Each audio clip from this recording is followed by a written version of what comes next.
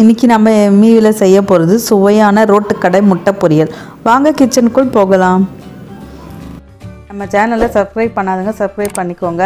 Bell பட்டனை press பண்ணுங்கள். அப்போ தான் நம்ம போடுற சமையல் வீடியோ உங்களுக்கு வரும். ஸ்டவ் ஆன் பண்ணி ஒரு தோசைக்கல் எடுத்து வச்சுக்கோங்க. கல் சுட்டவுடனே 3 ஸ்பூன் எண்ணெய் ஊற்றிக்கோங்க. எண்ணெய் காஞ்சவுடனே ஒரு வெங்காயம் போட்டு நல்லா வதக்கிக்கோங்க. வெங்காயம் நல்லா போட்டு நல்லா வதங்கினங்க. அப்போ தான் முட்டை பொரியல் செய்கிறதுக்கு ரொம்ப நல்லாயிருக்கும். இப்போ 2 பச்சை மிளகாய் நான் அரிஞ்சு வச்சுருக்கேன், அதையும் போட்டுக்கிறேன். நல்லா போட்டு அதையும் வதக்கிக்கோங்க. நல்லா 2 நிமிஷம் வதக்குங்க பச்சை மிளகாவை.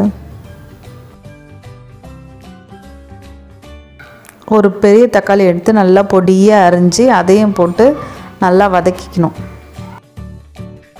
வதக்கிட்டே இருங்க. தக்காளி நல்லா வதங்கிருச்சுங்க. இப்போ நான் ஒரு சிட்டிகை மஞ்சத்தூள் போட்டுக்கிறேன், அதையும் வதக்கிக்கோங்க. குழம்பு மிளகாத்தூள் 1 ஸ்பூன் போட்டுக்கிறேன், அதையும் போட்டு நல்லா வதக்கிக்கோங்க. கரம் மசாலா 1 ஸ்பூன், அதையும் கொட்டி நல்லா வதக்கிக்கோங்க. பெப்பர் 1 ஸ்பூன், அதையும் போட்டுக்கோங்க. உப்பு 1/2 ஸ்பூன், எல்லாத்தையும் போட்டு நல்லா பரட்டிக்கோங்க. இந்த ஸ்மெல் போகிற வரைக்கும் நல்லா தக்காளியெலாம் கொத்தி கொத்தி விட்டுக்கோங்க. அப்போ தான் நல்லா மேஷ் ஆகும்.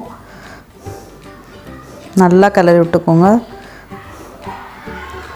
புதினா கொஞ்சம், இந்த புதினா போட்டிங்கன்னா முட்டையோட ஃப்ளேவர் ரொம்ப நீச் ஸ்மெல் வராதுங்க. அதனால் புதினா போட்டுக்கினா ரொம்ப நல்லாயிருக்கும் முட்டை பொரியல். நல்லா வதக்கிக்கோங்க. கருவேப்பிலை நல்லா பொடியாக அரிஞ்சு போட்டுக்கோங்க, அதுவும் ஃப்ளேவருக்கு நல்லாயிருக்கும். அதையும் நல்லா வதக்கிக்கோங்க.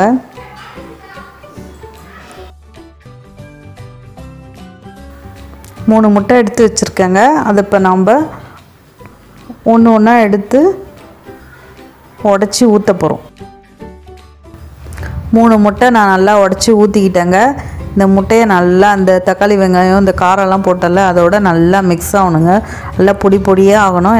என்னன்னா நம்ம முட்டை பொரியல் செய்கிறோம், அதனால் நல்லா பொரியல் மாதிரி நல்லா உடச்சி விட்டு நல்லா கலரி விட்டுக்கோங்க. நல்லா 3 முட்டையை நம்ம உடச்சி ஊற்றணும் இல்லைங்க. எல்லா காரத்தோடு நல்லா தக்காளி வெங்காயத்தோடு நல்லா கலந்து நல்லா முட்டை பொரியல் நல்லா வந்திருக்கு பாருங்கள். இந்த டைமில் நான் கொத்தமல்லி நல்லா பொடியாக அரிஞ்சு வச்சுருக்கேன், அதையும் போட்டு நல்லா கிளறிக்குங்க. கொத்தமல்லி போட்டு நல்லா கிளறி விட்டுட்டாங்க. நல்ல ஸ்மெல் வருது கரம் மசாலா போட்டதால். ரோட்டுக்கடை முட்டை பொரியல் ரெடி.